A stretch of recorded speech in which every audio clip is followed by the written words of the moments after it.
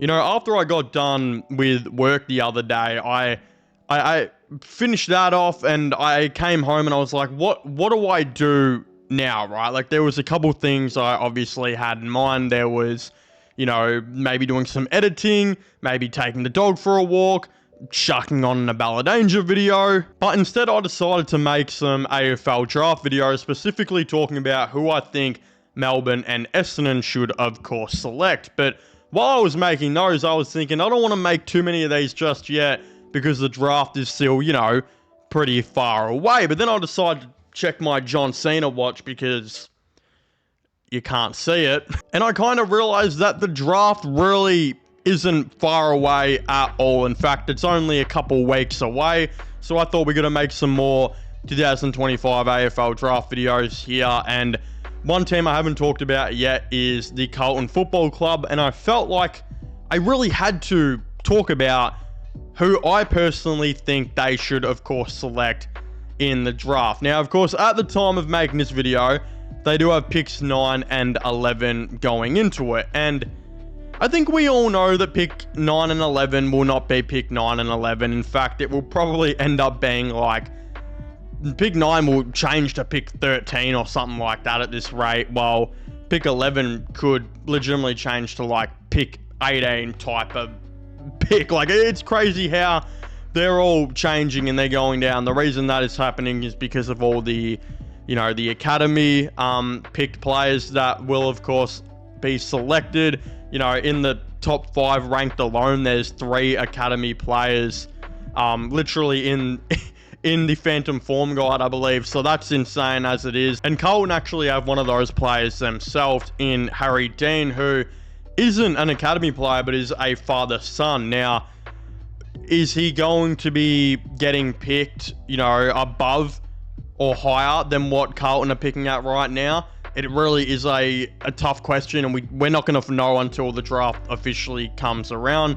But if a team does decide to, you know, maybe Essendon, who have pick 5 and 6, if they decide to, of course, select Harry Dean, that means Carlton will have to match it. And we really don't know what picks are going to be compromised for this. Of course, the AFL has changed their matching system this year, and there still is a lot of uncertainty and questions around it. So will they lose a pick 9 or 11 if they have to match, you know, a Harry Dean who may get taken at like pick 6? We don't know. We really don't know what picks they're going to lose and what picks they're going to gain back along with the player. We'll have to wait and see. But let's just say in this fantasy world, Harry Dean, you know, of course, does make it past these picks, which he could still. Again, he isn't ranked higher than pick 9, 11. I don't think at the time making this video, but teams will be dicks. I wouldn't be surprised if a team like Essendon was just like, we want to be nasty here to Carlton, and of course picked him, and Carlton have to go and match it. So that could, of course, happen. But in this fantasy world, we're just going to say it doesn't. Carlton have picked 9 and 11. So let's go through some players, of course, I think they could select. Again, one player I think Carlton would absolutely love does happen to be Sam Grill. Will Sam Grill be available at pick 9? Probably not. But if he is, I think he'd be a very, very promising player the Carlton Football Club would love to pick, as Sam Grill adds an insane amount of speed into that midfield. He adds a whole lot of burst, and he's developing into quite a nice two-way player, also being able to play as a half-back. Again, Sam Grill is a 182cm midfielder / half-back now, who recently just played for Richmond's VFL team, where he, of course, played a couple games there, and he played some really good footy. The Tigers, of course, picked him out of the under 18s, gave him the opportunity to play VFL, played as a half-back for them, and God, did he show some poise and speed off the half-back line.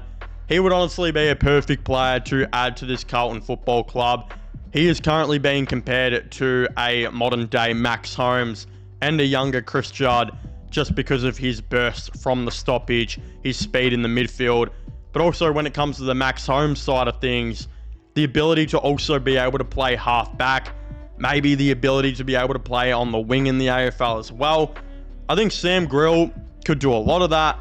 And the thing is that Carlton desperately need that. Not only would Sam Grill be probably best available if he was still here, but I think the Carlton Football Club really needs some speed and burst in that midfield, as they really don't have that. It's not like, you know, with how great of a player Patrick Cripps is, it's not like he's overall really quick. A couple other guys in there, Sam Walsh is definitely not that quick. George Stewart, probably not the guy you would be known as to have the burst from the stoppage.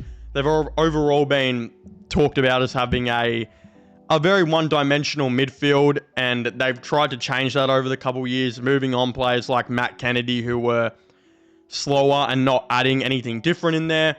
Again, they moved on these guys, but didn't really find the replacements. But if they could add a Sam Grill and a Jagger Smith next year, you know, Jagger Smith, who they drafted last year, those would be two massive additions to the Carlton Football Club. So Sam Grill would be a great target for them at pick 9 if he's available. Lockie Doverston as well could be another guy who will be available at that pick 9 and 11 range.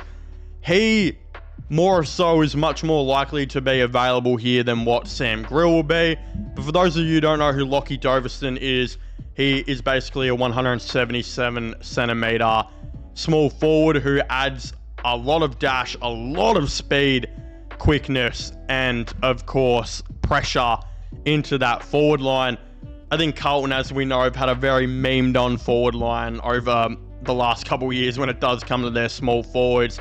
Again, I think any Carlton fan would probably tell you sometimes watching their small forwards will ultimately give you diarrhea. They have semi-phased through a lot of small forwards as these years have gone. You know, they finally had one a couple years ago who really, well, not even a couple years ago, literally last year, who showed an insane amount of potential in Matt Owies. They didn't want to pay Matt Owies big money. He ended up leaving and kind of bummed it out at West Coast anyway. They've had a couple other guys they've tried out, like an Orazio Fantasia, who hasn't worked. Jesse Motlop's been the notable one who really hasn't worked so far. Not that I think he ever will. Francis Evans was another one who played some generational footy in the last couple games, but overall before that wasn't that great. They went into the off-season and in the trade period and tried to fix it. They've added Ben Ainsworth. I think Ben Ainsworth can fulfill what Matt Owies did for them and be a goal-kicking forward who can be another option down there.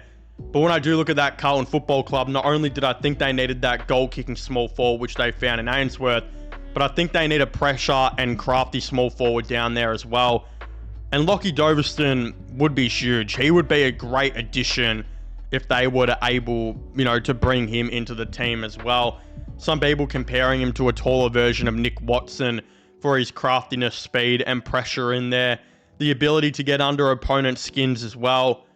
I just really do think would be a massive in for Carlton if they went from that bum-ass forward line, you know, with small forwards that they've had for the last couple of years, to shape-shifting that into now, hopefully, Francis Evans continuing on from his back-end play, but also having Ben Ainsworth and a guy like Lockie Doverston in there.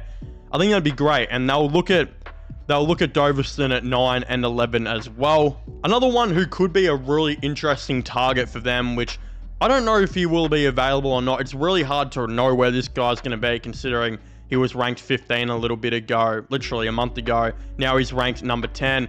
I personally have him going to Richmond with one of their early picks, but there is a chance that he's still available, especially if the Tigers don't pick him, and that does happen to be Sam Cumming. Sam Cumming is a very different player to those two previous guys that I've mentioned, where Sam Cumming is a forward and a midfielder, you know, like what those guys can play, but he's actually a hybrid of a man who can play as both. A really silky inside midfielder who is 184 centimeters, 186 centimeters, depending what site you're looking at, who, again, has the speed that I think Carlton overall may need in there as well. But one of the really cool parts about him, which I've seen some people talk about, is he actually has the ability, and he could even start there, of being a really solid high half forward in the AFL, which is a great position to have. All the elite teams have a great, you know, high half forward. I think Sydney for a long time had the years of Will Hayward, Will Hayward play that role at Carlton? I'm not too sure. I feel like Carlton might trend to play him a little bit taller with Curnow missing and them just having Mackay down there. So they may play him as a second or third tall rather than really moving up to ground like what he did at Sydney. Meaning that they could be still looking for that high half forward as well, which Sam Cumming can, of course, play. Sam Cumming, I think, is an option that would be really, really interesting for them. As I just said, he can play that high half forward role, but Sam Cumming can also play the midfield and be a really nice silky ball user in there as well. I really like him. There was this one game he had just a little bit ago where he had 21 disposals and 3 goals, where he just looked absolutely elite. Again, I think his ceiling could be really high. A team like Richmond will really look at him. If they pass on him, he might fall down a bit. And I think Carlton could be a really nice decision as well. Again, outside of those blokes, we know they're going to be getting Harry Dean, as mentioned earlier, who is a father-son player. 193 centimetre key defender who probably will grow a couple centimetres more as well. Again, this guy's going to be a perfect complementary piece to Jacob Wiedering down there. They didn't get Buku Kamas this year, but I think they're going to look for that type of player of a Buku next year. If they could continue to develop this backline, adding players like Harry Dean and like a future Buku Kamas type of player, I think the backline could really reinvent itself and shape back into what it previously was looking like. So again, I think it's really interesting. There's definitely a couple players that Carlton can look at. Obviously, I've mentioned a couple here that I really like. I think that they should maybe take at 9 or 11. 3 really solid options, and they've got that father-son. We'll see where the father-son Harry Dean gets picked and then what the other picks overall look like from there. It's going to be a really interesting draft for Carlton that they have to absolutely nail. And it's going to be interesting to see. So, of course, I'd very much like to know all your thoughts and opinions on this in the comment section down below. Who should Carlton select in the 2025 AFL draft? Go subscribe to my gaming/movie channel, which will be linked down below. My Instagram, if you haven't already, go check that out. Also linked down below. But yeah, leave a like, subscribe, and comment. And I'll see you guys next time. Goodbye.